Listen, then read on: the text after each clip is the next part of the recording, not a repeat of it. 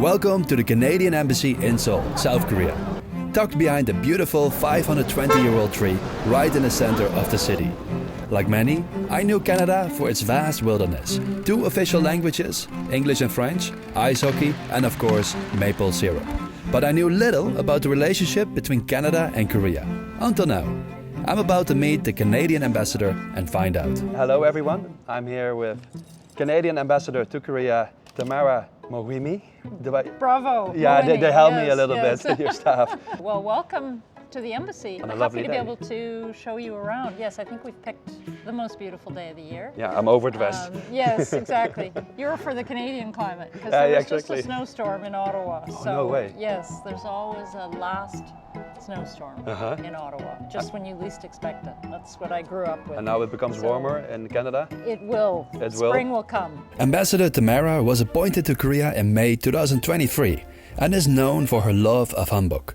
She even went viral recently for wearing a stylish hanbok at the presidential send-off. And then you arrived in Korea and they Yes. brought you to the embassy, Yes. which is located in Jongdong. Honestly, one of my favorite neighborhoods. It is. For real, it's a really I think. cozy, cute, historical the most neighborhood. beautiful street in Seoul. Really? In my personal opinion. I love it here. And Yeah. I think we're so fortunate to have this embassy.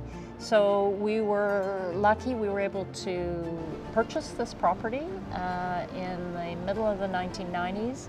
And then with Canadian architects, we built this. And I ask this always to everyone. I'm quite curious, what is people's favorite Korean food? Oh, I know. Now I get asked that a lot. Uh-huh. And my difficulty is to shorten the list. Okay. Top 3 maybe, or top 2? Top 3. I haven't yet had anything I don't like. Maybe the fermented skate. Oh, in yeah, Gwangju. no. That was a little difficult. I'm on your side with that one. But that was a challenge. And I enjoyed that episode of the Culinary Class Wars. Because there was one team that had to cook with that ingredient. Yes. And they were both dismayed at what they were going to do with the ingredient. I think felt they did sorry quite for well. them. Exactly. But I love samgyetang. Is really All right. a lovely treat. I love abalone in all All right. the different ways that Yeah. it's prepared. I sort of look at them like a giant oyster. I have to say also our family comfort food is fried chicken, chime. Oh, yes, yeah. It was a little hard for my family when we were just starting out here because we just arrived and getting new schools. So chime was a little bit our anchor. Yeah. The first few months here, every Friday night, we went into Myeongdong for fried chicken. And it gave us all something to work towards, and Nice. we all loved it. It has a special place in our hearts. I just came back from a business trip and my wife asked me, "But what do you want to eat now you're back?" I said, Chime. chicken and beer, chimek.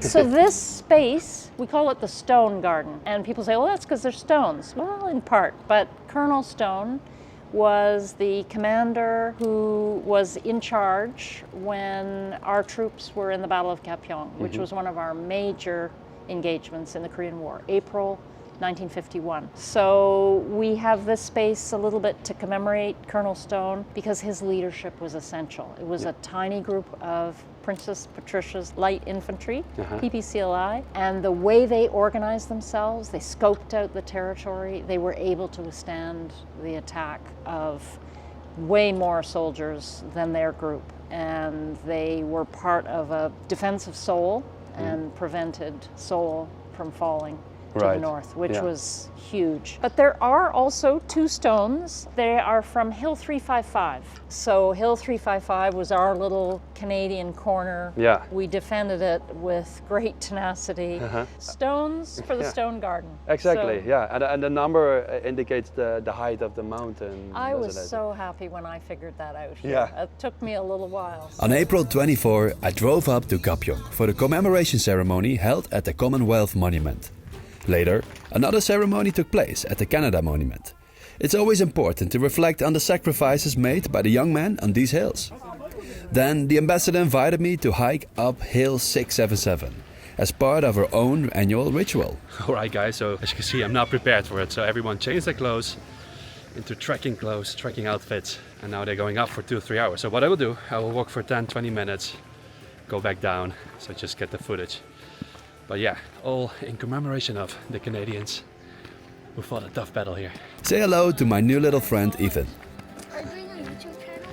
Yeah, this is going to be in the video. Yay, I'm on YouTube. He did a great job as cameraman and filmed a beautiful trail. I wasn't exactly dressed for hiking, so I turned back after about 20 minutes, but the ambassador and her group made it all the way to the top. Look at that, my little assistant. Do you know why it's called Hill 677? No. That's because it's 677 meters altitude. And we're having so much fun. That was all an excuse to pause.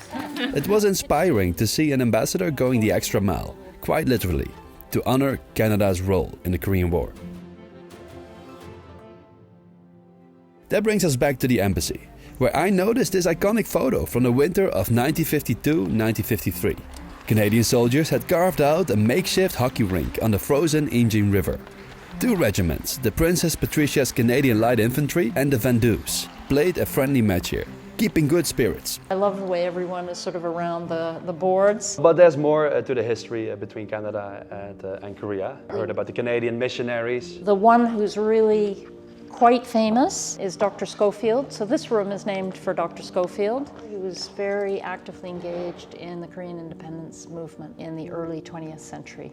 And he helped to document demonstrations and some of their political work and some of the repression. And he was expelled from Korea by the Japanese authorities. I was about to say, he took a As lot of result, risk. He took a lot of risk, and he was by trade, by profession, a veterinarian.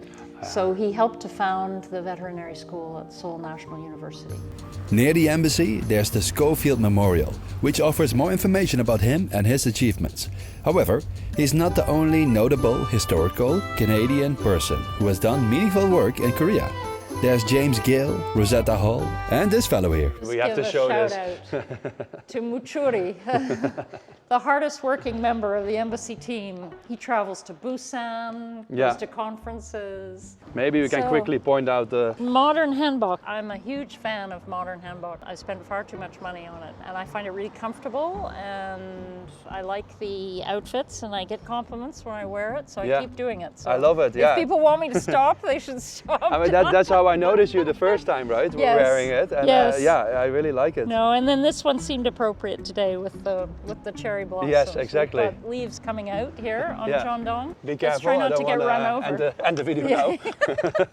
And now we're standing in front of the embassy. Across the street, the first thing that strikes you is our ginkgo tree. So it's over 500 years old. There's one outside my apartment as well. So I really love the idea every day. I walk from one old tree to the other old tree when I come to work. It's very special. This tree has seen so many faces in Korea. I know. Yeah. You will also notice the shape of the building. We literally built around it. The embassy also houses many wonderful art pieces, which, as part of the 2024-2025 Canada-Korea Year of Cultural Exchange, deserve a bit more attention. Each piece has a connection to Canada, and it's always interesting to hear the stories behind them. And unfortunately, we can't discuss them all. I think this has become my favorite because it's really worked its way into my mind. So we commissioned a young artist, Indigenous artist on the west coast of Canada, to decorate these columns. So they were just sort of gray concrete pillars, not particularly interesting. This artist has drawn on their background, but also their experiences of Korea to sort of integrate some Indigenous aspects, but also you can see the Korean historic masks. Yes. Sort of echoes of I think they're from Andong and Hahue. I love the way it sort of connects Canada and Korea. Yeah. And it also makes this room look even better. Those are loons. Loons. I don't know if you've ever met a loon. I don't before. think so. I was So about to they're- say duck, but that's no loon. No.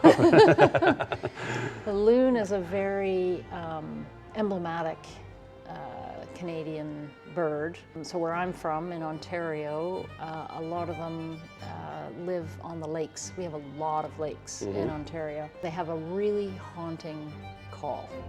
I think if you want to reduce a Canadian to tears, you play a recording of a loon. That's it's like very, very beautiful. Just video, boom, instant will trigger. happen now. Absolutely. If there's something I miss about Canada, that's probably one of the things. Canada's a little bit unique for our level of diversity. We are a country built of, we obviously have Indigenous populations, but we've had huge numbers of people who have emigrated to Canada. And so that has created a uniquely diverse population. And we're lucky, amongst those we have about, we think about 200,000 Canadians who are of Korean origin, but from many other countries and regions as well. If you want to experience Canada in Korea, is there a place you can go to? One of the new arrivals in Seoul in particular is Tim Hortons, which is a Canadian donut chain, so That or went coffee really shop. fast. Yes. I saw one, and then a couple all of a months sudden later, there's they were like all over the place. I know, that's Korean speed applied to a Canadian business. So that you can get a little bit of a Canadian feel. Although I think a lot of people go in and say, this doesn't feel like the Tim Hortons at home. I'm just curious, to my Canadian friends and followers, what do you think of the sudden Tim Hortons pop-ups everywhere? I recently tried the Montreal iced coffee and it was absolutely delicious. I'm not a donut guy, so I didn't try any of those. There's a few pancake houses in Seoul, so if you maple syrup and pancakes, that's a Canadian experience. And you can go to a grocery store and buy Canadian blueberries, Canadian cherries, Canadian barley-fed pork is very popular here, which I take as a great compliment because Koreans have very good taste and they know when they are eating good pork, and so we're thrilled that they like to buy Canadian pork.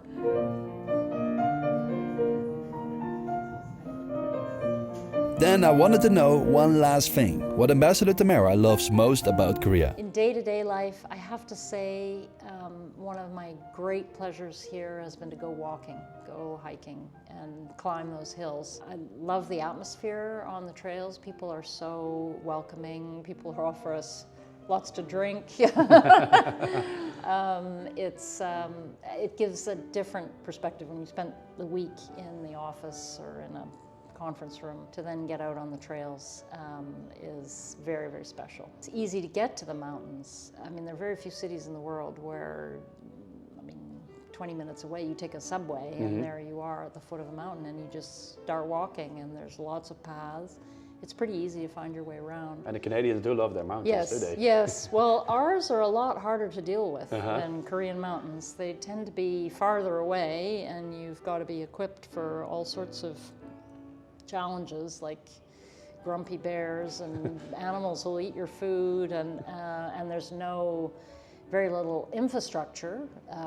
When you're out in nature in Canada, it's wilderness, it's not nature. So I have to say, this is when everyone will be very embarrassed, but one of my also fave moments was going to the Psy Summer Swag concert. I will never forget that. It was so much fun. So I'll leave you with that mind picture, and then everyone can... All right. It was lovely meeting Tamara and hearing about Korea Canada through her eyes and experience. Unfortunately, she's closing her Korea chapter and moving on to the next challenge. That's how it goes with diplomats. But I heard nothing but praise for what she has achieved in Korea over the last couple of years. If you'd like me to meet other countries' ambassadors, let me know in the comments below.